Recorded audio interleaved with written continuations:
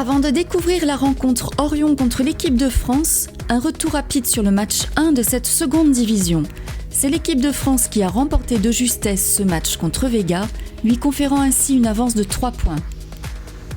Voici la composition des équipes avec, pour Orion, Clara Guerrero en première position, suivie du capitaine britannique Jack Blyth, de la colombienne Laura Plaza et Lindsay Boomershine en 4e place.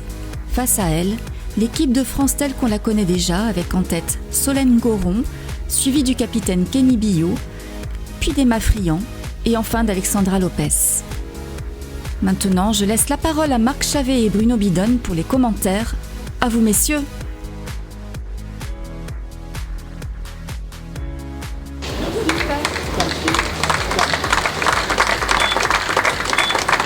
Mesdames et messieurs, le plaisir de vous retrouver une nouvelle fois. La suite de cette toute première édition du Strike Tour. Nous sommes ici au bowling La Sphère, Fontaine-le-Comte. Des règles qui se déroulent selon le système Baker, sans changement de piste. Deuxième match de la deuxième division, l'équipe de France 2 qu'on retrouve face à la team Orion. Et on retrouve également l'ancien joueur de l'équipe de France, premier joueur français à avoir joué en PBA, Bruno Bidon. Bruno, rebonjour. Rebonjour Marc. Et le plaisir de démarrer avec Clara Guerrero sur les chapeaux de roue, piste 5 avec... Non, pas un strike. Un 9. Clara Guerrero, joueuse professionnelle, membre de l'équipe de Colombie. Elle a plusieurs titres à son actif. C'est une joueuse redoutable. Elle a été ambassadrice aussi de la Fédération internationale IBF pendant plusieurs années. C'est une joueuse qui a 40 ans, ça paraît pas. Et elle donne des cours aussi. Elle développe aussi des activités de parrainage avec une fondation. C'est une personnalité assez intéressante. Et une belle ambassadrice quand même pour notre sport. Elle espère qu'elle va aller chercher effectivement sur ce premier passage, piste 5 donc, le spare obtenu par Clara Guerrero. C'est vrai qu'elle espérait certainement démarrer avec un strike. Alors Marc, ce qu'on peut rappeler, c'est que l'équipe de France a gagné le premier match. 208 à 207, extrêmement serré. Et si l'équipe de France gagne ce match, elle est qualifiée en demi-finale. Ça ferait 2 équipes de France en demi. Et là, l'équipe d'Orion, sur le papier, est meilleure. Mais bon, on va voir ce qui va se passer sur une ligne. Attention, la première boule pour l'équipe de France 2 qui démarre avec un strike. Solène Goron, très belle boule. Très beau strike. Et la meilleure façon d'entrer de plein pied dans ce match. Alors le Baker System sans changement de piste, le Baker System très simple, on a 4 joueurs dans une équipe, 1, 2, 3, 4, qui vont jouer dans un ordre précis, préétabli. 1, 2, 3, 4, ok. Ensuite 5, 6, 7, 8, on va répliquer finalement le séquençage 1, 2, 3, 4. Et puis il restera la frame 9 et 10, les frames 9 et 10. Et on prendra le joueur ou la joueuse qui a ouvert le bal et celui qui joue la deuxième frame. Exactement, et ce sont les meilleurs joueurs en général qui se positionnent 1 et 2. Et là on a Jack Blyth. L'anglais, excusez-moi, qui est capitaine de cette équipe Orion. Et ça envoie du lourd, Marc. Alors, ce que je peux vous dire de Jack Blyth sur les qualifications du Promotion Tour, écoutez, c'est simple. Il est 3e. Il a très très bien joué à 230 de moyenne. Et c'est un jeune joueur qu'on a découvert nous il y a 2 ans. Il est très jeune, il a 19 ans. Il est membre de l'équipe d'Angleterre junior. Et il est aux portes de l'équipe anglaise senior. C'est un joueur qui est soutenu aussi par sa maman. Elle le suit partout. Et bon, ils sont vraiment assez fusionnels tous les deux. Et on a passé également des très bons moments avec eux sur cette tournée. Et on repasse côté équipe de France 2, la piste 6. Avec Kenny Billot, grand par la taille mais aussi par le talent. Allez, c'est parti, Kenny. Oh, il a fait une grosse erreur, Marc. Il touche pas là. Alors ça, c'est une belle. Alors ça, vous voyez, Marc, ça c'est une erreur pour des joueurs de ce niveau. Parce qu'il a fait un gros écart sur la piste, c'est plus d'une flèche d'écart. Et bon, à ce niveau-là, c'est comme si vous faites au tennis, vous envoyez la balle quasiment dans les bâches, pour vous dire.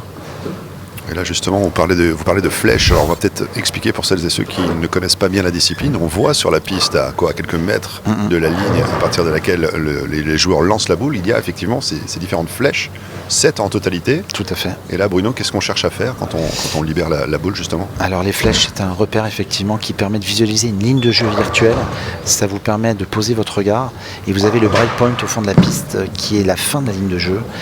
Et les flèches sont là en fait pour vous aider à compenser un manque visuel. Donc vous avez les flèches, vous avez les points devant la ligne de faute qui sont comme les flèches, mais ce sont des points. Et sur l'approche, vous avez également, qui fait environ 5 mètres, la réplique des flèches qui sont des points. Ça permet de positionner le corps dans l'aspect, si vous voulez, du lancer, du marché, de l'approche, on appelle ça l'approche au bowling, et de jouer dans la ligne de jeu. C'est vrai que pendant qu'on évoque les flèches, on peut aussi parler peut-être de la piste en elle-même, un peu plus d'1 mètre de largeur, un certain nombre de lattes également. Oui. 39. Ah, bien joué Marc. Ouais, vous voyez que j'écoute quand vous parlez. Oui, je vois que... strike. Super strike Dora. 39 lattes Marc, effectivement. Environ 20 mètres nous séparent de la ligne de faute, environ, de la quille de tête.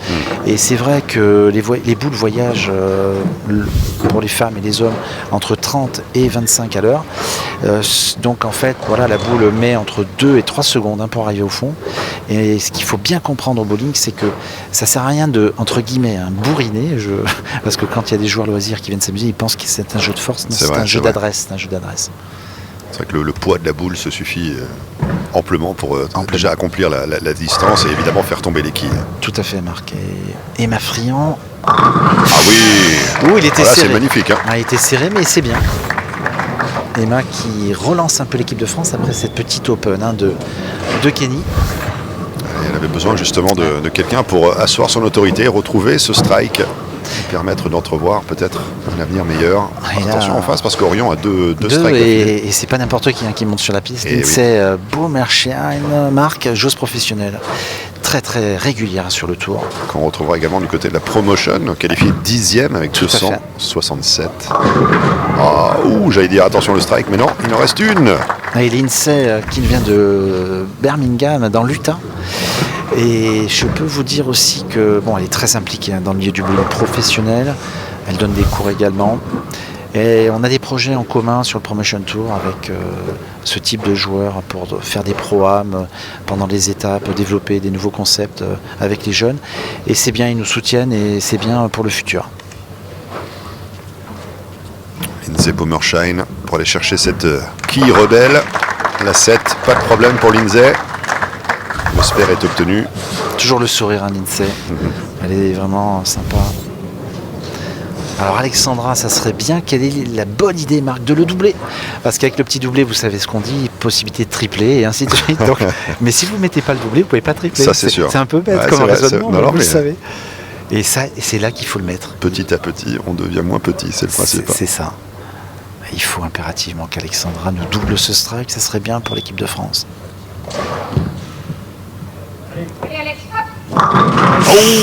Quel dommage. Dommage là, elle est bien jouée cette boule. Elle joue bien, elle n'a rien à se reprocher, Alexandra.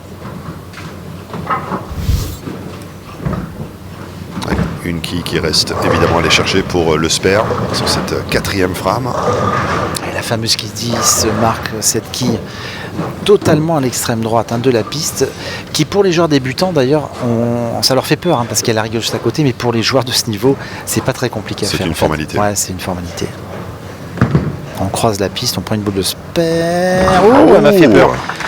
Là d'où on est placé, j'ai eu peur. Ouais, c'est vrai. Mais ça, spare. Pour belle gestion. Alexandra Lopez. On retrouve en effet Clara Guerrero, la colombienne. Clara, attention, c'est quand même du très très lourd, Marc. Qu'est-ce qu'elle a gagné comme titre? Qu'est-ce qu'elle a surtout comme finale télé sur le PWBA, excusez-moi. Et on a parlé un petit peu avec elle pendant cette semaine. 40 ans, elle a encore le projet de faire 5-6 ans sur le circuit pro. Et un strike. C'est vrai que ça serait dommage d'arrêter là, Marc, parce qu'on voit qu'elle est facile. Alors c'est vrai qu'elle avait moins bien démarré, Bruno, sur sa première frame, et là, pour le coup, elle retrouve en effet. Oui, tout à fait. Et on parle souvent, parce que c'est vrai que les joueurs et les joueuses, on ne le voit pas à l'antenne forcément, des boules d'essai avant le début du match, donc on le tente de s'imbiber un petit peu de l'ambiance et de la particularité de chaque piste. Mais souvent, lorsqu'on démarre le match, les caméras tournent, les projecteurs sont là, les lumières, il y a toute cette mise en route aussi qu'il faut intégrer dans la gestuelle. Alors oui, les pros ont l'habitude, mais quand même, il y a toujours une sensation particulière. Ouais, une sensation de se mettre dedans, tout simplement. Et c'est vrai que Clara Guerrero, malgré qu'elle soit habituée, les premières boules, quelquefois, on n'est pas parfait, on n'est pas bien. Et là, elle a rectifié. Alors, qu'est-ce qui se passe 9, la 10, ça ne fait pas trop nos affaires, ça, Marc. 2-9. Oui, parce qu'on n'a pas de séquence... on n'a pas de double ou de triple pour l'instant du côté de la Team France 2. On est en retard. Alors qu'Orion a une possibilité maintenant sur la 6e frame d'aller doubler le strike. Tout à fait. Et de se détacher. Parce que là, nous, on est en retard déjà de 20 quilles environ. Bosper. Une joueuse relativement fluide, Solène Goron. Elle ne force pas, elle joue dans la gestuelle. Elle a un très bon accompagnement de boule également. Et Jack Bliss, qui est passionné de bowling. Il m'a raconté quelques anecdotes incroyables. Il note tous ses scores sur un cahier. Il note toutes les boules avec lesquelles il joue, les marques et tout ça, sur un cahier. C'est assez... Pour faire des statistiques très précises. On reconnaît le côté perfectionniste à l'anglo-saxonne, c'est vrai. Ouais. Et Jack est comme ça. Oh, ça c'est pas un score qui va lui faire plaisir lorsqu'il va le noter sur son calepin. 3-6-10, la combinaison 3-6-10, qui, attention, c'est une combinaison qui est pas si simple à faire que ça. Sur le spare. Ouais, elle est pas si simple, Marc, parce qu'il faut bien jouer la boule entre la 3 et la 6. Si vous mettez un peu trop d'angle, vous laissez la quille 10. Donc, quel choix va-t-il faire? Il garde la boule de strike, il prend pas de boule de spare, enfin je vois pas encore, Marc. Oui, c'est ça. Donc, il choisit l'option boule de strike. Bon, il y a deux écoles, là, soit vous prenez une boule de spare, vous jouez tout droit, soit vous jouez avec un peu d'effet. Et Jack joue avec un peu d'effet. Ouais, pas de problème pour Jack. Bien joué. Alors les différences justement pendant qu'on y est, parce qu'on a une situation qui vient de se présenter à nous, on utilise la boule de strike et la différence par rapport à la boule de spare. Alors la boule de strike, c'est une coque tendre, on va dire, pour simplifier, comme un pneu de Formule 1 si vous voulez. La coque adhère un peu à la piste, il y a un top à l'intérieur, une masse. Et la boule de spare, c'est comme, en pneu, j'ai pas la comparaison, mais c'est comme, c'est une boule dure. En fait, c'est une coque dure en plastique et elle a un coefficient de friction sur la piste très peu élevé, donc elle glisse. Et voilà la différence. Une pour jouer droit, une pour avec effet. On retrouve Kenny Bio du côté de la Team France 2, 6e frame donc. Kenny, gaucher redoutable. Voilà. Il le met. Et là c'est un regain de forme pour Kenny tout à l'heure qui avait pêché un petit peu sur la deuxième frame. Et là ça y est, il a réparé ça avec ce beau strike qui tombe à pic. Ah oui, la beau strike, possibilité de doubler pour l'équipe de France, ça c'est bien. Laura Plaza, qui a un petit surnom, Marc, on l'appelle Speedy, en hommage à Speedy Gonzalez, parce qu'elle parle très très vite, mais elle est adorable. C'est une joueuse qui a fait plusieurs finales télé aux États-Unis. Très très dynamique.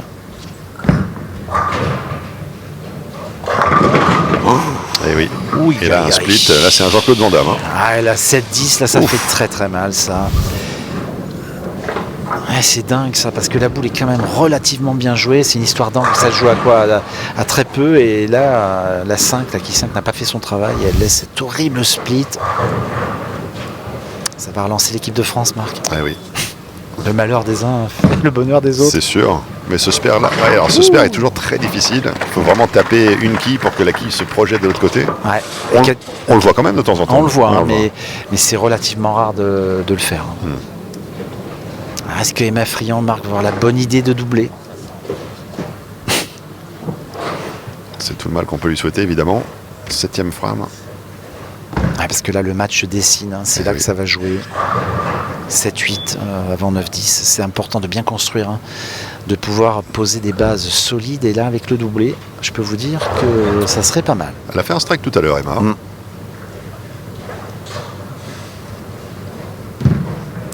Elle a pas mal parti. Ouais. Oh, la 10. La 10 encore.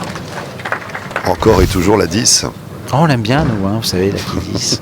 Je vais lui parler quelquefois. Ouais, vous allez lui dire, le soir, des fois, quand elle me répond. Non, mais blague mise à part, c'est pas trop le top parce que Spare Strike 136 à la 7. En fait, on est pas mal quand même, Marc. On est revenu dans le match, mais on aurait pu se détacher. C'est ça qui est dommage. Mais avec les 6, Bruno, tout était possible. On aurait pu, et si on avait su. Et si on avait pu. Tout à fait. Emma Friand. Boule de spare, là, vous voyez, Marc, elle a changé de boule en plastique. Avec une trajectoire très tendue, vous allez voir. La boule ne prend pas d'effet. Elle glisse. Et voilà.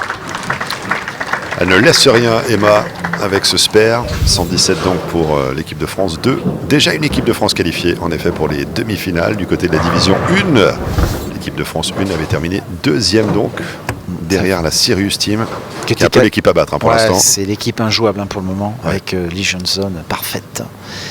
L'Insee Bomershine qui a la possibilité de relancer son équipement, de faire un petit strike, ça serait pas mal. Un style très classique, Marc, l'Insee. Classique conventionnel, mais très efficace. Dommage. On a 10 encore. C'est le match de la 10, c'est vrai. Qui va réussir à faire tomber la 10. Mais que ça soit sur la 5 ou la 6. Exact. C'est vraiment des deux côtés. La 10, la 10, la 10, la 10. Elle va tenter un abat, comme disent nos amis québécois, Marc. Et le strike est un carreau. Un carreau. Ah ben voilà. Vous préparez. Bien joué. Pas de souci pour l'Insee. Ouais, bien joué l'Insee. En tant que bonne joueuse professionnelle qu'elle est, on voit bien, elle est très sereine sur l'espère. Elle ne tremble pas, comme on dit. Petit point score, Marc. Un petit point score, 146 pour Orion, 117 pour l'instant pour l'équipe de France, avec Alexandra Lopez. Ouais, on est quand même un petit peu en retard. Allez, Alexandra, ce serait bien de striker sur cette frame. 8e frame. 8. Aïe. Elle est bien arrivée entre la 1 et la 3. Ça, je pense qu'il y a du transfert d'huile, Marc. Il y a du renard, comme on dit au fond. C'est-à-dire que l'huile bouge et elle fait du trafic. Ça traficote un peu là-bas au fond, au break. Et on voit bien que les réactions de boules ne sont pas franches. Elles ne sont plus tout à fait les mêmes. Elles ne sont plus aussi nettes qu'au début. Ouais, et ça gêne beaucoup les joueurs. Et donc à ce petit jeu-là, c'est vrai qu'on ne va pas le voir visuellement à la télé, c'est le cas de le dire. Mais c'est vrai que quand on est au bord de la piste, on peut apercevoir ces différentes traînées d'huile. Tout à fait. Pour comprendre et prendre la mesure effectivement de votre propos, Bruno.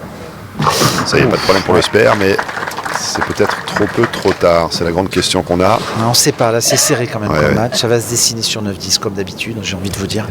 Dans ces matchs un petit peu difficiles où il n'y a pas beaucoup de strikes, ça se joue à la fin. Petit avantage pour Orion. Clara Guerrero, frame numéro 9. Une frame très importante pour la team Orion. Et c'est vrai que regardez la dramaturgie que nous avions vécue entre l'équipe de France 2 face à la team Vega, également sur les deux dernières frames. On va peut-être revivre un moment aussi intense ici. Grosse erreur de la Colombienne, elle touche pas la quille de tête. Oui. Il se passe quelque chose. Il se passe quelque chose sur les pistes. Parce que ça fait longtemps qu'on n'a pas vu ça, Marc.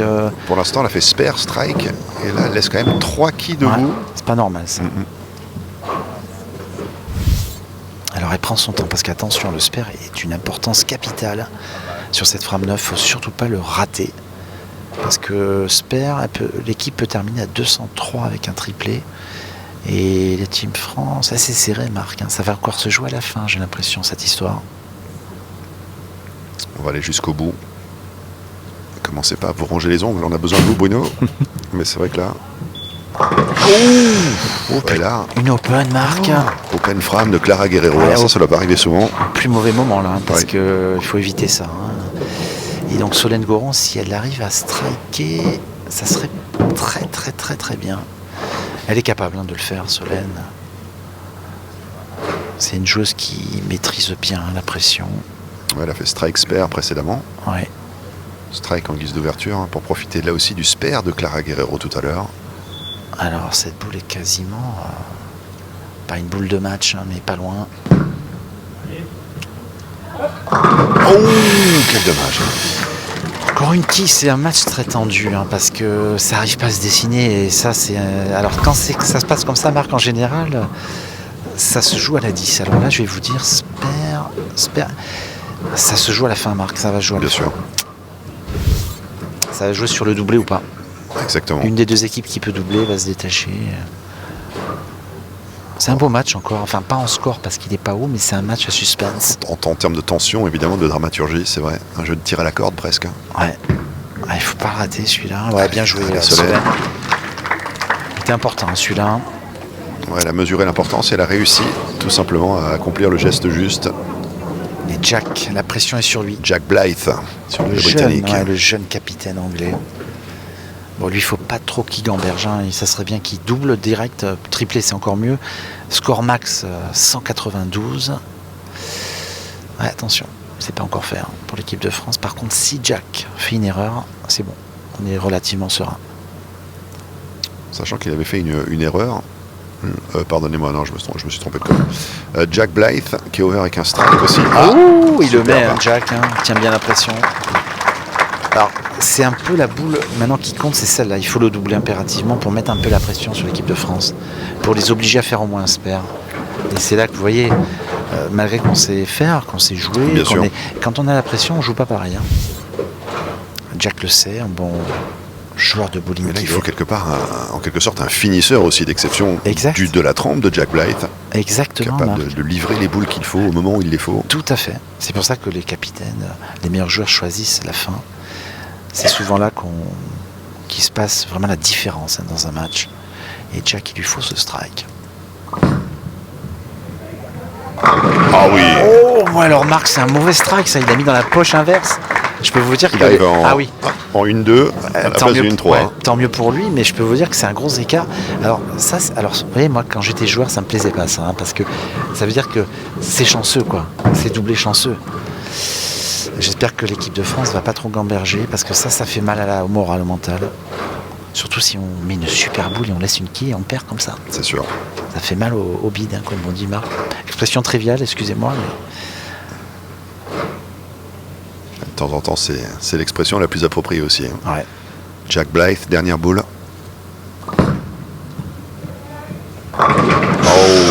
Cette fois-ci, il reste. Il a eu de la chance. C'était la boule d'avant, c'était pire. Et donc 191. Alors attendez, on va faire les petits comptes, Marc. On sort la calculette. Alors là, 164, 124. Alors c'est simple. La mauvaise nouvelle, ça oblige l'équipe de France au moins à doubler. Parce que s'ils font strike et spare, ça fait 184. Exactement. Ils sont obligés de doubler. Jack, il a mis la pression à notre équipe.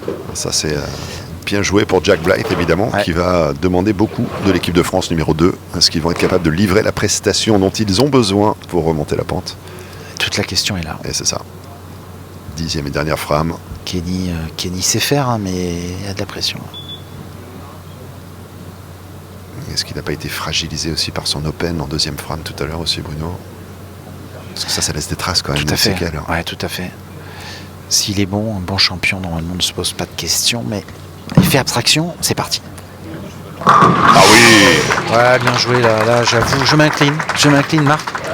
J'avais un peu la pression quand même pour l'équipe de France, mais je vois que Kenny est dans sa bulle de concentration, il est dans son truc. Ouais, ça c'est très très fort. Alors c'est là que, vous voyez, c'est fou quand même le bowling. On a joué 10 frames de part et d'autre et ça se joue sur cette boule, quoi. Ils sont battus pour rien en fait, on aurait dû jouer comme ça. Mais du coup attention, s'il fait strike c'est gagné, quasiment, parce qu'après il n'y a que quelques quilles à faire. Par contre si malheureusement il laisse une quille, on a perdu. Aucune pression, c'est ça que vous voulez dire en fait. Voilà.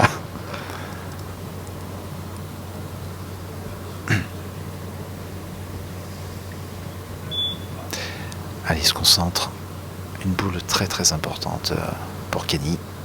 Il prend le temps de la réflexion, évidemment.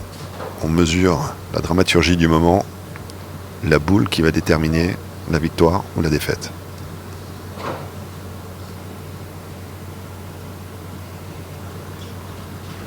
C'est parti, Marc. Ouais, il avance à pas de velours avant de libérer la boule. Le doublé. Ah ben là, je vous dis, c'est quand même de la graine de champion, ça, parce qu'il fallait le faire. Ah oui. Et il l'a mis quand il fallait le faire. C'est souvent ça, les champions. Vous savez, la graine du champion. Alors, on va dire quand même, attention, il faut qu'il fasse 8 quilles. 8 quilles minimum, parce que sinon, 7 en égalité. Enfin là, Bruno, on est avec des joueurs professionnels quand même. Oui, mais vous savez que je vais vous raconter une petite anecdote, Marc, très rapide. C'était Del Valle Junior sur l'US Open. Il avait besoin que de 4 quilles. Vous savez ce qu'il a fait? Une rigole. Ah ouais. Et il y avait 100 000 $ en jeu. Quelque chose d'incroyable. C'est l'appât du gain qui l'a fait vaciller peut-être. Peut-être, mais là, je me calme, je me tais. J'attends le résultat. Exactement. On va laisser quelques moments de dramaturgie comme ça.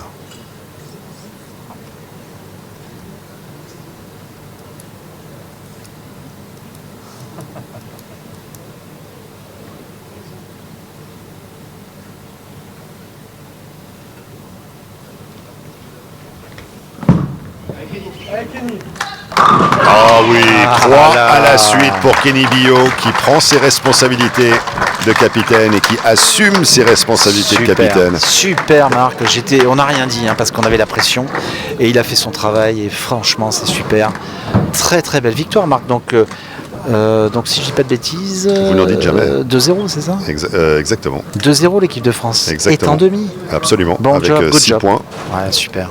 Et en plus la victoire est convaincante, 194 à 191 face à la team Orion. Elle avait battu la team Vega 208-207. Et donc elle double la mise. L'équipe de France 2 mène la deuxième division. C'est très impressionnant. Et c'est vrai qu'on en attendait beaucoup de l'équipe de France 1. Et finalement, ils vont avoir un peu plus la pression en demi-finale, l'équipe de France 1. Exact. En tout cas, c'est du beau spectacle à suivre. Voici les stats de cette rencontre. L'équipe de France réalise 6 strikes contre 5 pour Orion, 5 spares pour les Français contre 4. Tout s'est joué sur les 2 Open laissés par Orion, en particulier celle de la 9e frame qui lui a été fatale. Le 3e match sera déterminant puisqu'à l'issue, nous connaîtrons qui de Vega ou Orion jouera face à l'équipe de France. Tout de suite, on retrouve Marc Chavet pour les interviews d'après-match.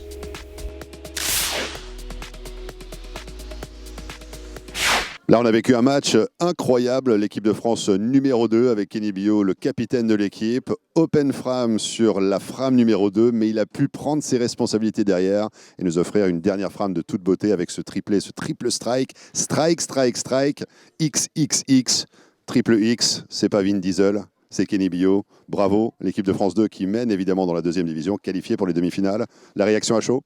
Vraiment impressionnant. Franchement, je me suis remémoré la frame les parties d'avant où j'ai vraiment fait split à la 10e frame. Je me suis dit, il faut prendre les choses en main, tu es le capitaine, donc il faut vraiment que l'équipe puisse compter sur moi. Et je pense que là, ils sont fiers de moi et je suis aussi fier de moi. C'est vraiment très agréable. Je crois qu'il y a de quoi être fier. Je crois que tout le pays est fier de toi, Kenny. Mentalement, quand on est comme ça à l'orée de la libération de cette dernière boule, je parle de la 10e frame, première boule. Qu'est-ce qui se passe dans la tête à ce moment-là? On sait que le poids de la responsabilité vous incombe. Ça repose sur tes épaules. Qu'est-ce qu'on ressent à ce moment-là? On ressent vraiment une folie, une envie de jouer, une envie de vraiment de bien faire. Mais il faut que cette envie ne nous gaspille pas notre lâcher et qu'on reste dans la fluidité et le relâchement. Donc c'est vraiment une gestion des émotions. Et moi, je sais que je travaille énormément sur ma respiration pour caler cette émotion et la faire sortir juste après la frame. Dernier point, peut-être, j'ai remarqué que tu avais pris un temps supplémentaire avant de libérer la boule sur la 10e frame. Il y avait justement ce moment où tu te concentrais sur la tâche à effectuer. Il y avait ce moment vraiment C'était un moment vraiment atypique en tout cas. Oui, j'ai vraiment effectué ma routine de préparation. Je n'ai pas enchaîné les 3 strikes d'un coup. J'ai vraiment voulu bien caler, me dire que je joue boule après boule. Donc vraiment routine après routine. C'est pour ça que ça a pris plus de temps que les autres lâchés. Merci beaucoup, Kenny. Let's hand it over to Jack Blythe for Team Orion. Jack, great to see you with us. Great to have you with us here in France. And I'm sure the French audience is happy to see you on TV as well. A performance here against Team France number 2. Difficult one when you look at the overall structure of the matchup. Can you tell us what went wrong for you guys? I don't really know. We had a good team chemistry. When we competed in St. Louis in the first stage, we all just bonded really, really well together. And I think that's something that is really, really special. And even though we didn't beat France, that's something that we can take away anywhere. We become our own family. So even though we didn't win, we had an amazing time. Jack nous dit, même si on n'a pas gagné le match, on a en fait réussi à trouver une vraie chimie de groupe, un vrai collectif et créer tout simplement une équipe qui pourra peut-être réaliser des prouesses à l'avenir. Jack, it's not over yet. You still have a matchup against Team Vega to come. There's still a spot to take in the semifinals there. What's the game plan going to be for the next matchup? Just have a bit of fun. I think the most exciting thing about bowling is it's a game of skill, but the luck and the exciting part of it is just getting to spend some quality time with some amazing professional bowlers. And that for me is something that I will take away from this tournament, is meeting the people that I've met. And we're going to go and have a good time, and hopefully we can come out with a win. Voilà, Jack nous dit pour le prochain match entre la team Orion et la team Vega, parce qu'il y a une place à aller chercher évidemment pour les demi-finales. L'important pour lui et son collectif, c'est de passer un bon moment, de profiter de cette expérience et évidemment profiter du moment présent avec des grands joueurs de bowling professionnels et espérer se qualifier pour la suite. Ce serait la cerise sur le gâteau, nous dit Jack.